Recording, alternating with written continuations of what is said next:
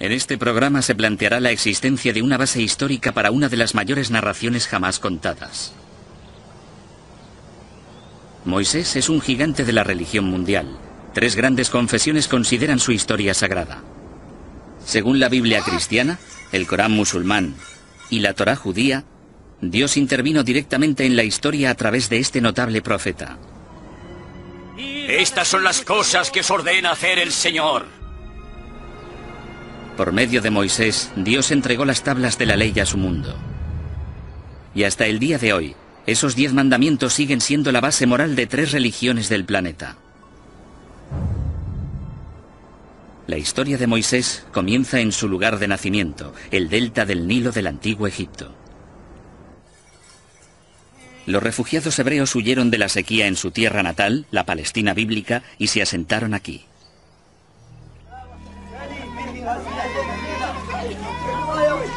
El problema comienza, según la Biblia, cuando el faraón de Egipto oye que los hebreos, a los que más tarde se llamaría israelitas, se multiplican más rápido que su propio pueblo.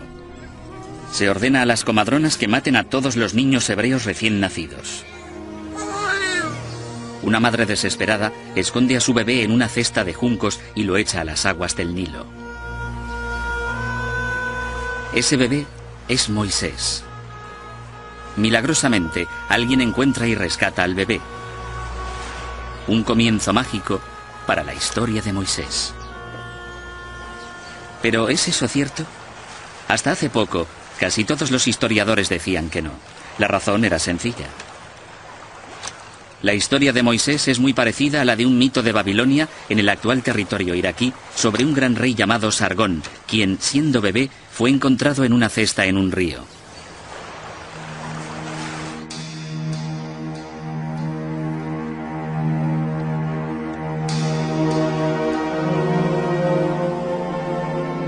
A través de un meticuloso análisis de los textos más primitivos, sabemos que la Biblia se escribió mucho tiempo después de los acontecimientos que describe. Entre los años 600 y 300 a.C., los escribas hebreos se pusieron a recopilar todos los antiguos relatos de su pueblo, transmitidos de generación en generación. ¿Y si los escribas añadieron algo de sal a los antiguos relatos para hacer que la historia fuera más apasionante? ¿Y si inventaron la historia de Moisés, la cesta y el rescate? Sin duda es posible. Sabemos que en el año 587 a.C., los hebreos fueron capturados por los babilónicos y que vivieron en el exilio en Babilonia durante un tiempo. Quizá allí tomaron la leyenda de Sargón y la añadieron a la historia de Moisés al volver alrededor del año 530 a.C. Pero si la historia no procediera de Babilonia, sino de Egipto, eso cambiaría todo. El egiptólogo Jim Hofmaier estudió la Biblia en la versión original en hebreo para descubrir de dónde procedía realmente la historia. Descubrió que palabras clave como cesta y espadaña no existían en babilónico, la lengua de la leyenda de Sargón. El texto hebreo de la Biblia utiliza en realidad antiguas palabras egipcias. La palabra para la cesta en la que se coloca a Moisés es una palabra egipcia. De hecho, todas las palabras clave de la historia, Nilo, papiro, espadaña y orilla, eran antiguas palabras egipcias. Pero la mayor pista fue mirarle a la cara, el propio nombre de Moisés. Es egipcio y significa uno que ha nacido. Tenemos a numerosos reyes que usan este elemento en su nombre, como Ramsés. El mes de Ramesés es la misma raíz de Moisés. Esto suena muy auténtico. Cuesta creer que a un escriba hebreo 1000 años después se le hubiera podido ocurrir una historia con este tipo de palabras. Auténticas palabras egipcias, un auténtico nombre egipcio y un auténtico escenario egipcio. ¿Puede ser verdad este relato rocambolesco? En realidad existen muchas historias de niños a los que se ponía en cestas. Era una antigua forma de abandonar al niño a la voluntad de los dioses. Actualmente la gente coloca a los bebés en cestas y los deja a la puerta de una iglesia. Pero ¿qué hay del extraordinario capítulo siguiente de la historia?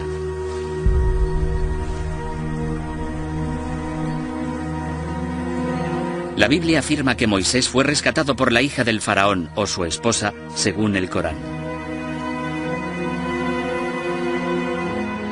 Ella lo adoptó. Sobrevivir en el río fue una suerte. Pero el hecho de que un pobre inmigrante fuera rescatado por la realeza y fuera criado como un príncipe es sin duda algo propio de un cuento de hadas. Aunque en el antiguo Egipto no es una idea tan inverosímil.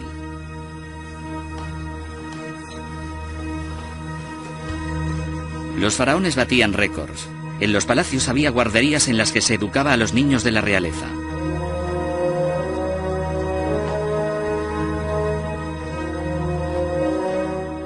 Por los textos antiguos conocemos una institución asociada al palacio que se llamaba la Guardería Real. Y en esta institución se educaba a los niños de la realeza. Específicamente se enseñaba a los príncipes a leer y escribir. De hecho, tenemos el testimonio de algunos de los escribas que contaban cómo su maestro escriba los golpeaba cuando eran perezosos y se aseguraba de que escribieran bien sus cartas.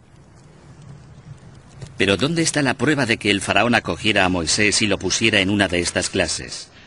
Por supuesto, ahora no tenemos pruebas. Lo interesante es que durante este tiempo también se admitió a niños que no pertenecían a la realeza. Entraron en esta institución hijos de reyes extranjeros para aprender a leer y escribir. Así que los faraones sí que educaban a niños extranjeros, pero ¿de qué tipo? ¿Cómo sabemos si los hebreos estuvieron en Egipto o no? Aquí nuestra búsqueda del auténtico Moisés topa con un obstáculo enorme.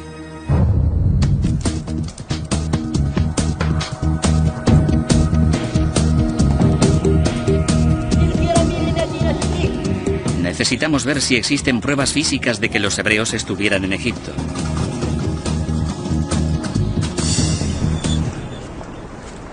La historia dice que Moisés sacó de Egipto a 2 millones de hebreos y que vivieron durante 40 años en el desierto del Sinaí. Pero en un siglo de arqueología en el Sinaí no se han descubierto pruebas de ello. Así que algunos expertos empezaron a pensar lo impensable.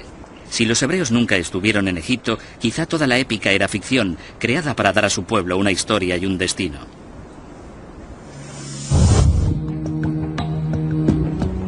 De hecho, muchos arqueólogos abandonaron la búsqueda de Moisés, pero algunos se negaron a rendirse. Su búsqueda pasó a centrarse en el delta, la desembocadura del poderoso Nilo y la parte de Egipto en la que la Biblia dice que se asentaron los hebreos. Peinaron la zona en busca de pruebas de una afirmación muy precisa, la de que se forzó a los hebreos a hacer ladrillos de barro para construir 2 grandes ciudades, Pitón y Ramsés. Si eran grandes ciudades, ¿dónde estaban? Ramsés II fue el mayor faraón de todo el antiguo Egipto. Sus estatuas se encuentran por doquier, así que seguro que se puede encontrar su ciudad.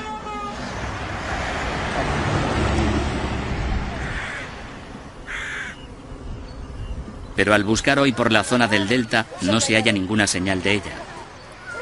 Sonaba más como una historia inventada por un escriba. Hasta que un día, un granjero de la zona encontró una pista tentadora. Los restos de los pies de una estatua gigante. Los arqueólogos no se creían su suerte. Una inscripción en un pedestal cercano confirmó que la estatua pertenecía a Ramsés II.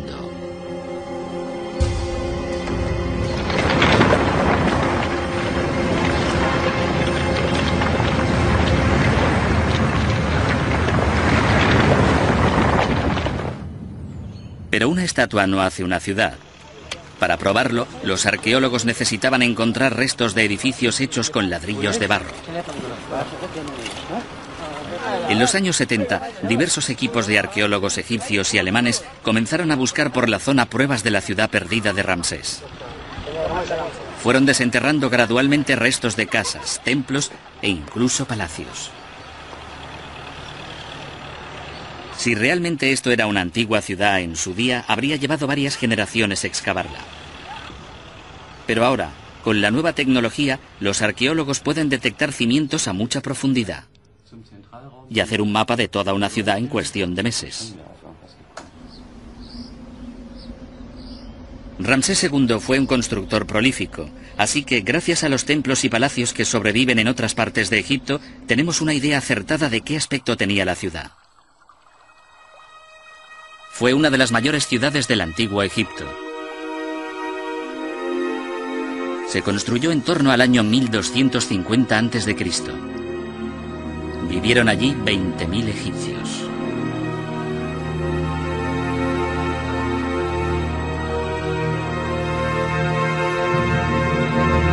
El descubrimiento confirmó que el Ramsés bíblico era lo suficientemente real. El nombre no lo inventó un escriba.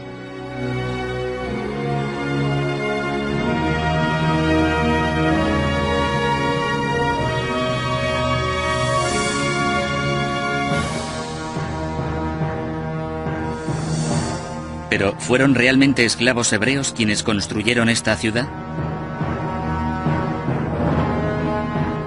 En los documentos del antiguo Egipto hay una misteriosa referencia a una tribu capturada por el faraón y forzada a trabajar en la ciudad de Ramsés.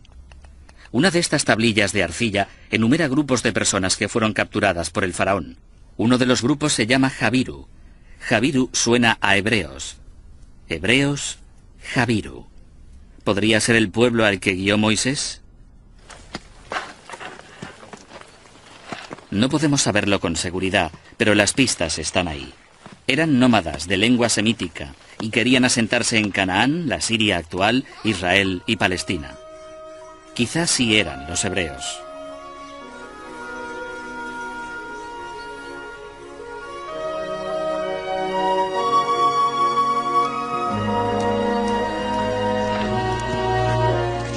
Una vez que los expertos demostraron que en Egipto había vivido un pueblo judío o semítico, empezó a mejorar el panorama para Moisés. Quizá no era todo fantasía. Era hora de volver a mirar su vida de adulto, su vida como líder y hacedor de milagros. Dice la Biblia que un día dejó el lujo del palacio de Ramsés para observar cómo los esclavos hebreos hacían ladrillos de barro.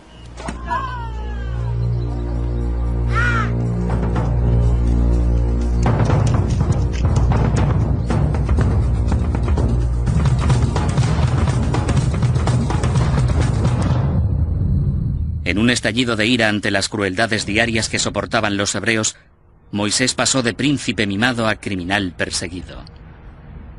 Le esperaba la pena de muerte si lo cogían. Al huir de Egipto, Moisés se dirigió a Midian, limítrofe con Arabia.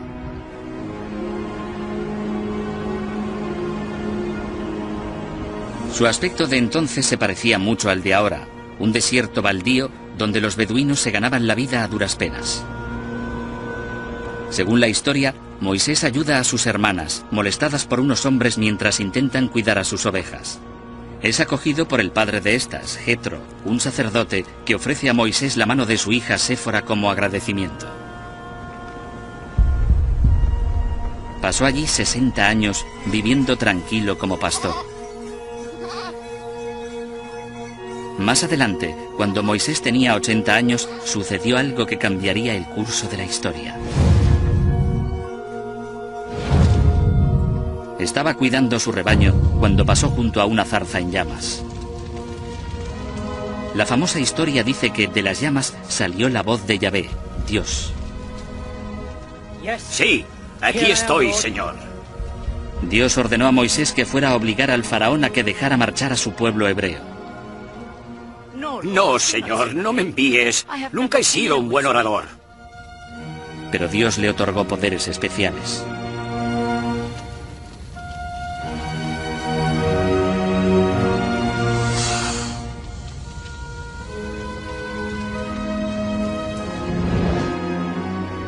Quizá Moisés sí oyó la voz de Dios. No es algo que podamos comprobar, es una cuestión de fe. Pero Clinton Bailey, destacado experto en las tribus nómadas beduinas que viven ahora en la península del Sinaí, cree que tal experiencia en el desierto es perfectamente plausible. Si tienes que sobrevivir aquí con este calor y esta desolación, estás más cerca de Dios. He visto a los beduinos rezando solos en medio del desierto. Y cuando rezan consiguen una conexión entre sí mismos y Alá, Dios, que es muy fuerte. Y es como decir, Oye, el de arriba, ayúdame. No tengo nada más aquí para seguir viviendo, salvo tu providencia. Fuera lo que fuera, fue un punto de inflexión, porque a partir de ese momento Moisés, un anciano de 80 años, decidió guiar a su pueblo desde Egipto hasta la tierra prometida.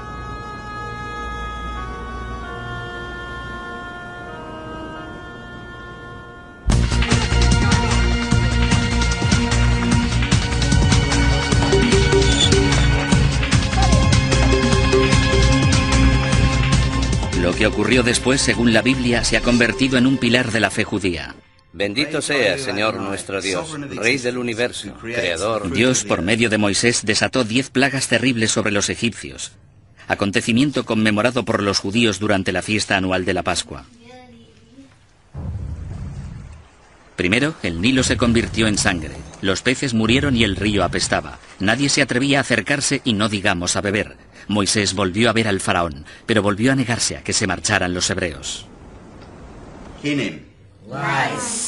La Biblia dice que Egipto se vio azotado por plagas de insectos, ranas, ganado muerto, langosta, úlceras, granizo y oscuridad. El faraón se negó obstinadamente a dejar que se fueran, así que Moisés infligió una última plaga terrible.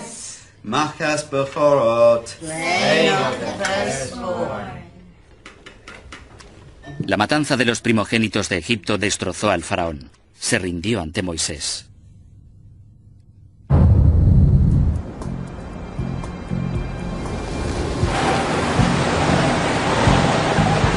En la Biblia esas plagas eran acciones divinas por medio de la naturaleza. ¿Existen pruebas de acontecimientos naturales tan espectaculares? Este es el río Neuse, en New Bern, Carolina del Norte, lugar de un desastre medioambiental increíblemente parecido a algunas de las plagas de Egipto. Una mañana de verano de 1991, los residentes de New Bern descubrieron al despertar que, al igual que en la Biblia, parecía que las aguas de su río se habían convertido en sangre. ¿La causa? Peces moribundos. En los últimos 10 años hemos perdido más de 1.000 millones de peces. Este río llegó a volverse del color de la sangre. Pero quedaban cosas peores por llegar. A los nadadores e incluso a la gente que trabajaba cerca del río les comenzaron a salir llagas en brazos y piernas. Al igual que los peces, la gente estaba enfermando. Les estaban saliendo llagas en el cuerpo, las mismas llagas que a los peces. Echará sobre nosotros la enfermedad y la guerra. Peces muertos, ríos rojos como la sangre, pústulas y llagas. La gente usaba la palabra bíblica para describir la catástrofe. La causa de todo era una mutación genética en un microorganismo marino llamado Fiesteria.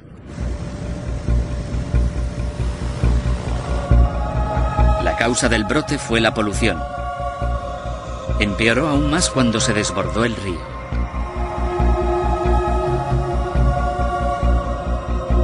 Hay miles de granjas de cerdos a lo largo del río.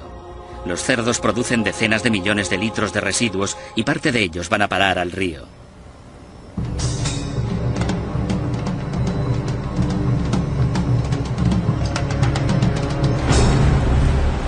John Marr, un epidemiólogo especializado en desastres medioambientales, cree que la polución en el antiguo Egipto podría haber ocasionado la primera plaga, matar a los peces y volver el Nilo rojo. Esa misma polución podría también haber llevado a millones de ranas a tierra, la segunda plaga. Si te niegas, cubriré Egipto de ranas.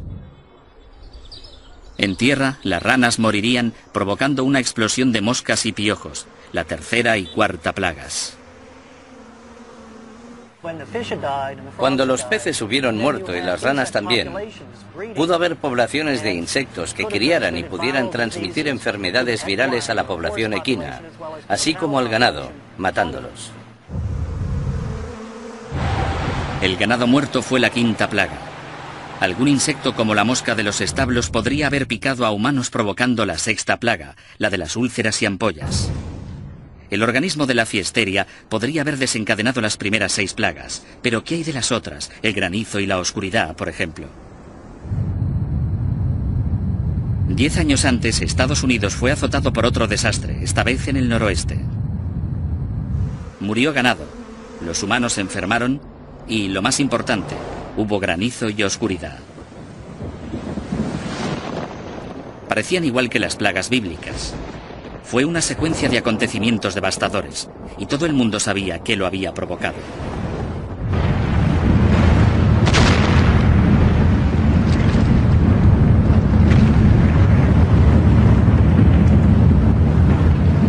El 17 de mayo de 1980, el volcán del monte St. Helen entró en erupción, matando a todo ser vivo en 30 kilómetros a la redonda. Charlie Crisafulli, un ecologista del Servicio Forestal de Estados Unidos, lo recuerda vivamente. Una columna de cenizas comenzó a elevarse hacia la atmósfera e hizo de cubierta durante 2 semanas en más de 100 kilómetros a la redonda, convirtiendo el día en noche. Las primeras cenizas comenzaron a descender y sumieron todo en la oscuridad. Se encendieron las farolas, la gente conducía con los faros encendidos, usando los limpiaparabrisas para intentar quitar de en medio la ceniza y poder llegar a casa. ¿Y si hubiera habido una erupción parecida en la época de Moisés? ¿Podría haber desencadenado las plagas bíblicas? Podría haber sucedido al posarse las cenizas del volcán, que son ricas en diferentes minerales. Y si el Nilo estaba con la marea baja, se habrían dado los nutrientes perfectos para producir un florecimiento tóxico de algas.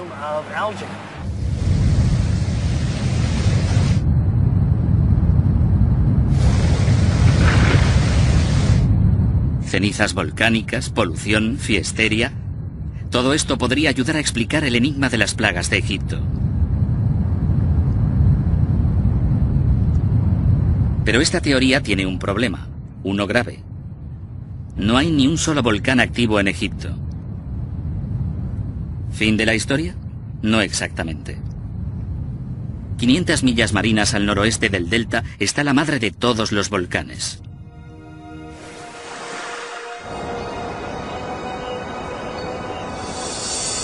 Esta es la isla griega de Santorini, en el mar Egeo, escenario de la famosa leyenda de la Atlántida. Esta gran cuenca curva fue creada por una gigantesca erupción volcánica.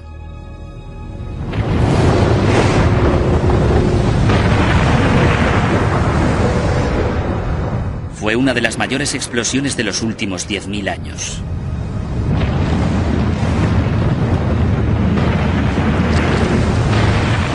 La explosión se sitúa en el siglo XVI a.C. ¿Pero pudo haber afectado a Egipto, 500 millas marinas al sureste? ¿Cuál era la dirección del viento en aquel día fatídico? Sureste, hacia Egipto. Todo esto salió a la luz al recoger muestras de la ceniza de Santorini del lecho marino. Las mayores concentraciones se encontraban en dirección al delta del Nilo. Aún así, eso no probó que la ceniza hubiera llegado a Egipto y hubiera caído sobre el delta.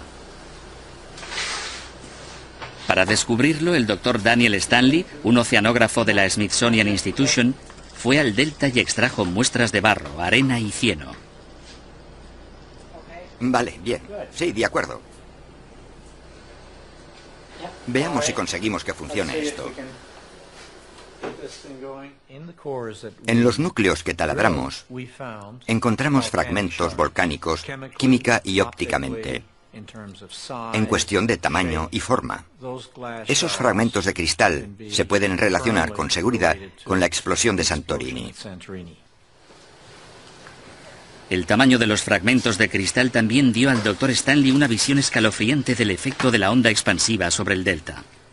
Creo que debió de ser una experiencia aterradora. Debió de ser muy duro el hecho en sí, la explosión. Se debió de notar cómo caía la ceniza. Así que creo que debió de ser lo que en la jerga llamamos una de las grandes.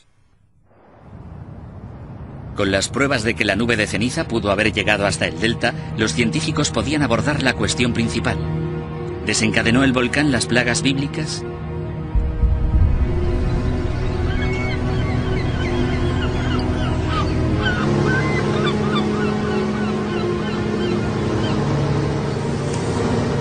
Según Mike Rampino, simulador de climas, la única forma de descubrirlo era simular los efectos climáticos de la onda expansiva de Santorini.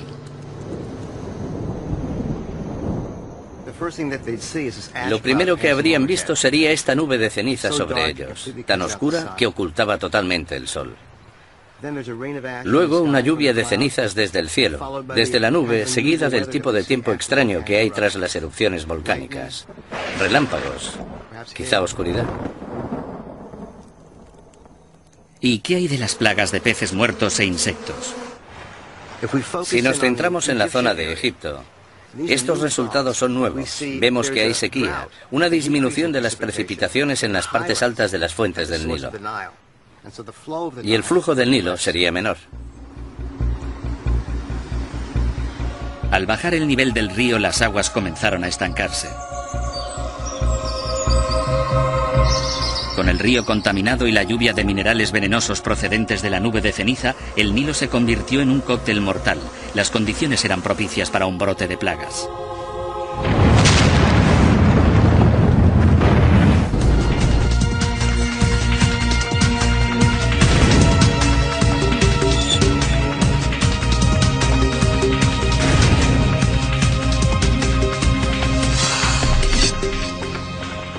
Al final, las plagas persuadieron al faraón para permitir que los hebreos salieran de Egipto.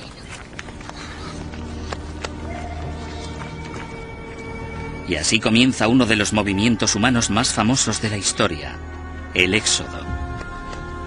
La Biblia dice que huyeron 600.000 personas, pero solo contaba a los hombres. 600.000 hombres con sus familias son unos 2 millones de personas, más o menos. Es una imagen irresistible. Semejante masa humana yéndose del delta. Pero ¿hay pruebas que sugieran que pudo ocurrir realmente? Depende de en qué siglo se busque. No hay pruebas de que en torno a 1200 a.C., en la época de Ramsés II, hubiera tal éxodo masivo. ¿Quizás sea una exageración de la cifra bíblica? Se ha calculado que el ejército egipcio contaba solo con unos 25.000 o 30.000 hombres. Si así fuera, los 600.000 israelitas podrían haber superado a los egipcios y haberse marchado en cuanto hubieran querido. Así que debe de haber otra solución al problema de las cifras. Creo que la solución no es cambiar lo que ha dicho la Biblia, porque sí que tiene sentido. El problema no es lo que dice el texto bíblico, sino cómo se ha traducido y entendido a lo largo de la historia.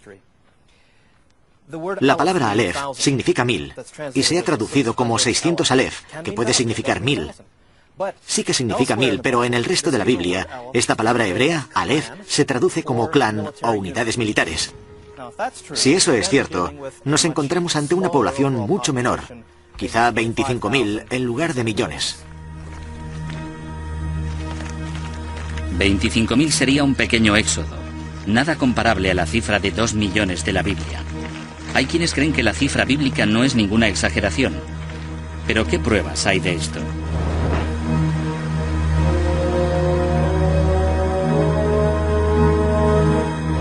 Las pistas de un éxodo mucho mayor aparecieron cerca de la ciudad de Ramsés, cuando un equipo de arqueólogos austríacos desenterraron otra ciudad, 300 años más antigua, llamada Avaris. Entre las villas, templos y palacios, encontraron edificios más modestos, como los de Canaán, en la actual Siria, Palestina e Israel.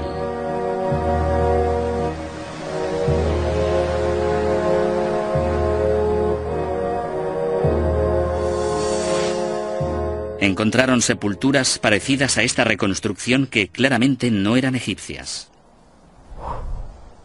Estos son huesos de una oveja de lana larga, una raza procedente de Canaán. Los esqueletos humanos estaban a los lados como si estuvieran durmiendo, mirando al este, algo típicamente cananeo. Las armas también eran cananeas. Eran huesos de personas de habla semítica. Tenían una comunidad próspera, pero un día se marcharon todos. Los historiadores del antiguo Egipto aseguran que el faraón expulsó por lo menos a 240.000 familias semíticas.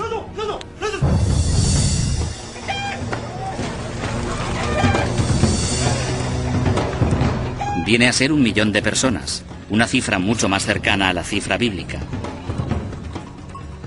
Tenemos allí a la población, vemos cómo desaparece, vemos cómo abandonan el lugar. La ciudad de Avaris queda completamente abandonada a la arena que va amontonándose y se han ido a algún lado.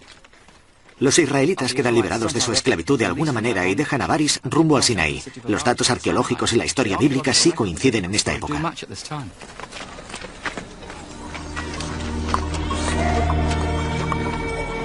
Es imposible determinar si estos semitas eran los hebreos del éxodo bíblico o un grupo diferente. Pero un éxodo de estas características sería coherente con una parte de la historia especialmente desconcertante.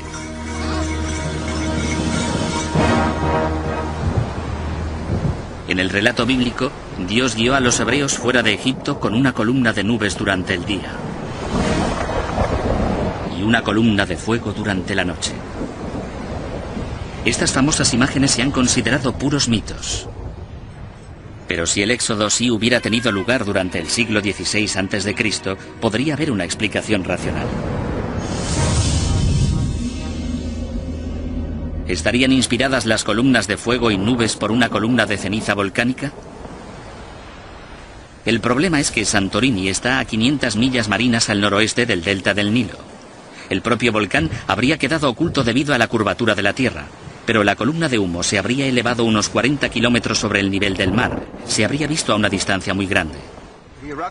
Las columnas de erupción en grandes erupciones como esta alcanzan la estratosfera, lo que supone 20, 30 o 40 kilómetros de altura. De modo que la población de Egipto podría haber visto materiales elevados a grandes altitudes. Por la noche, debido a la electricidad estática y a la concentración de ceniza en la atmósfera, habría relámpagos en la nube.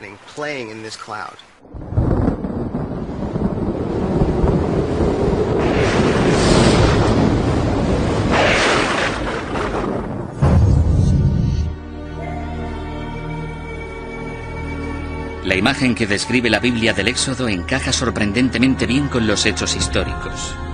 Pero, ¿resiste el fantástico clímax de la historia al escrutinio histórico? La Biblia nos dice que cuando los hebreos se fueron de Egipto, el faraón cambió de opinión sobre haberles dejado marchar.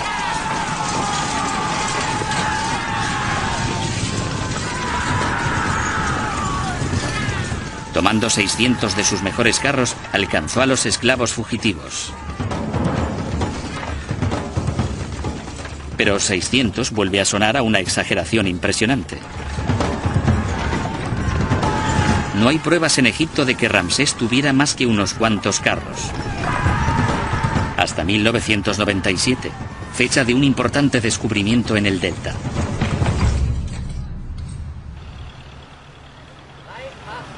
En Cantir, lugar donde se encuentra el yacimiento de la ciudad de Ramsés II, unos arqueólogos alemanes desenterraron los cimientos de un antiguo edificio. Allí encontraron enterrado esto, un tapacubos de un carro. Un carro solo no hace un ejército, así que continuaron excavando. El gran descubrimiento fue encontrar piedras de amarre para dejar atados a los caballos.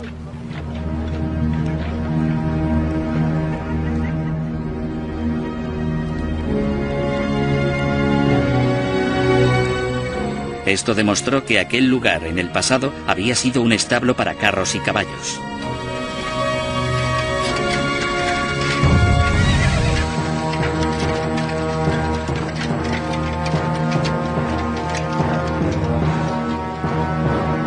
Las inscripciones y la cerámica confirmaron que habían encontrado el centro neurálgico de la concentración de carros de Ramsés II, un recinto de vanguardia para su armamento militar.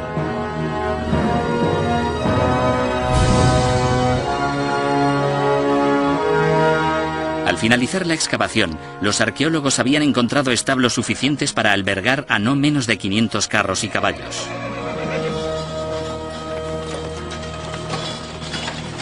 Lo que confirma que el faraón bien pudo haber reunido un fuerte contingente de 600 carros que, según la Biblia, fueron directos al desastre.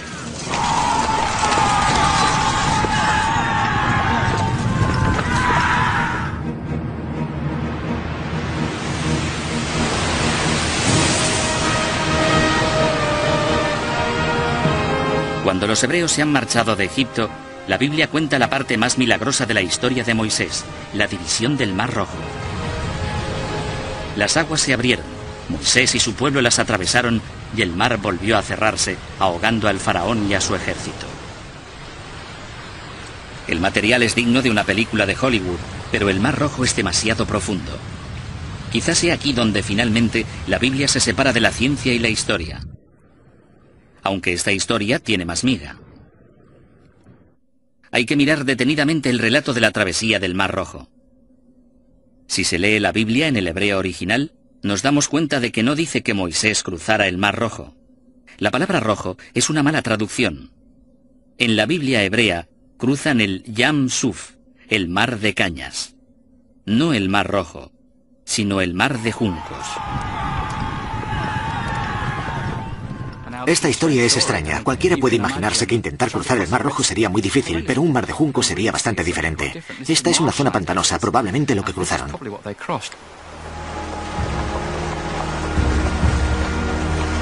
Ahora las nuevas Biblias usan la traducción correcta. Así que, ¿dónde está ese mar de juncos?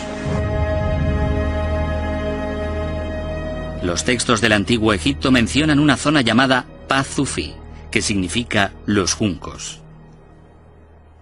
Gracias a las fotografías por satélite, hemos descubierto enormes depresiones en la parte este del delta entre el Sinaí y la zona de cultivos. Estas depresiones fueron en su día regiones pantanosas. Y ese es el lugar que la Biblia llama Mar de Juncos y los egipcios Pa-Zufi, los juncos. Pero que el agua volviera y se llevara todos estos carros y soldados parece muy poco probable. ¿Podría ser posible?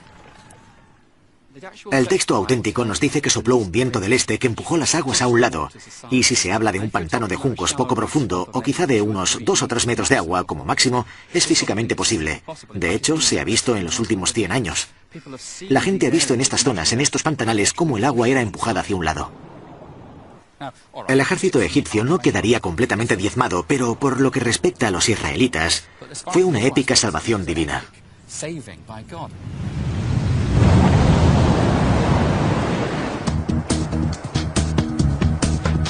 La Biblia hebrea dice que las aguas formaban un muro a derecha e izquierda, un gran cañón de agua.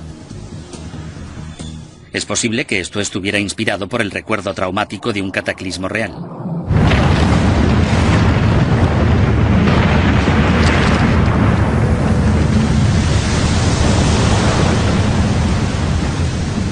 Volviendo a Santorini, las simulaciones por ordenador de la enorme erupción muestran que la convulsión de la isla habría desencadenado un gran tsunami, una ola de 180 metros de altura que se moviera a una velocidad de 640 kilómetros por hora.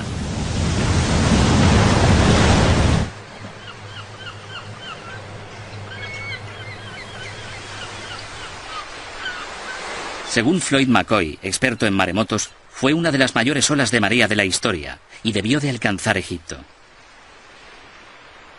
Encontramos pruebas, por increíble que parezca, en el fondo marino. Los tsunamis barrieron el fondo del mar Mediterráneo y levantaron los sedimentos. Y nosotros podemos encontrar esos sedimentos. Esto nos da indicios de en qué direcciones fueron. El modelo simulado por ordenador nos mostraba la irradiación de olas por todo el Mediterráneo, llegando a alcanzar el delta del Nilo, así como todo el litoral.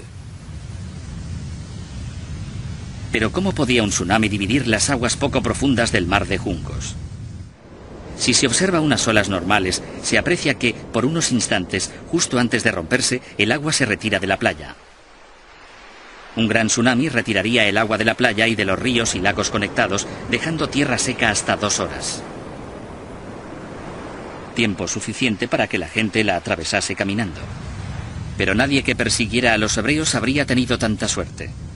Para cuando llegara al delta, la ola habría disminuido de 180 metros a 1,80 m, y los expertos creen que habría tenido una longitud de 160 kilómetros.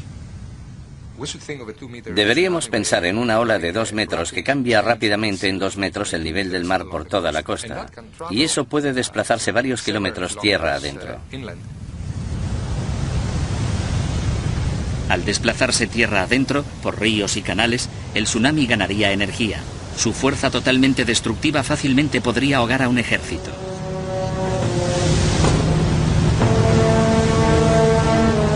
Es una imagen asombrosa, pero pura especulación.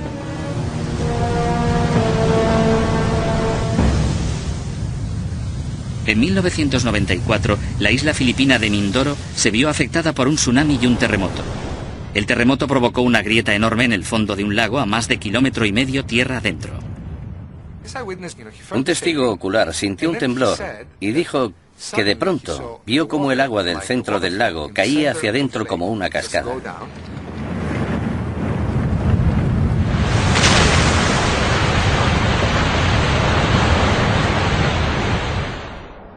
Y pasado un rato, miró hacia abajo y podía ver el fondo del lago. Y sus palabras exactas fueron: pensé que podía cruzarlo a pie. 1,5 kilómetros río abajo, en la desembocadura del río había una enorme barcaza de 6.000 toneladas. Las aguas se desvanecieron y después el testigo vio cómo llegaba el tsunami. Y entonces ve cómo llega del mar una barcaza de 6.000 toneladas.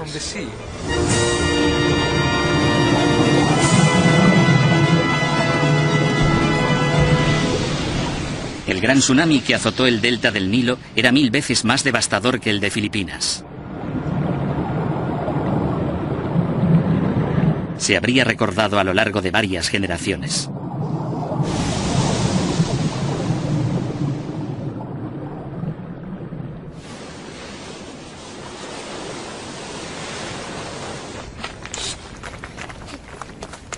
Tras todas las nuevas pruebas que apoyan la historia de Moisés y el Éxodo, hay un verdadero problema. Algunas de las mejores pruebas datan de en torno al año 1500 a.C. Algunas son más de 300 años después. Sencillamente, las fechas no cuadran, aunque quizá no tengamos que elegir una de ellas. Tal vez hemos estado condicionados a ver el Éxodo como un único acontecimiento dramático, pero quizá hubo más de un Éxodo.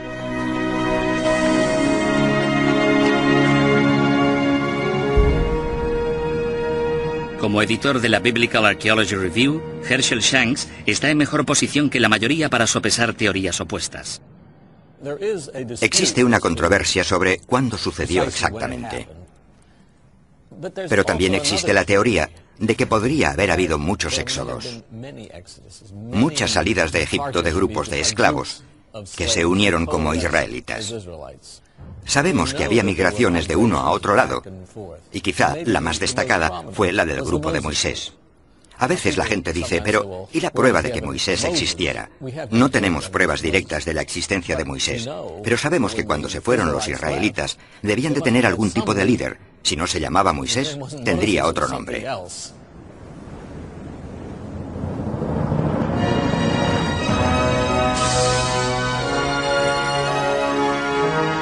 El libro del Éxodo dice que, tras cruzar el mar de juncos, Moisés llevó a los hebreos hasta el Sinaí, donde pasaron 40 años vagando por el desierto. Tras errar durante 3 meses, los hebreos acamparon al pie de la montaña de Dios. En la montaña, Dios se le apareció a Moisés y cambió la vida de todos. Estas son las cosas que os ordena hacer el Señor. Los 10 mandamientos se han fijado en nuestra conciencia. Pero, ¿hay pruebas para esta parte de la historia?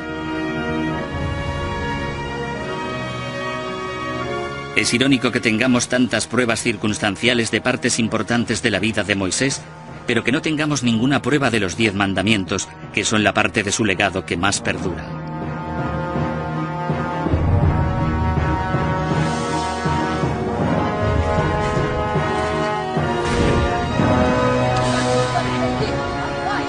En cierto sentido, ahora todos somos hijos de Moisés. Incluso hoy, en todos los continentes, la gente que no sabe nada de Moisés sabe al menos algo sobre los 10 mandamientos. Han sido el cimiento de todas las civilizaciones occidentales y de Oriente Próximo y siguen siendo la base moral para 2/3 de la población mundial.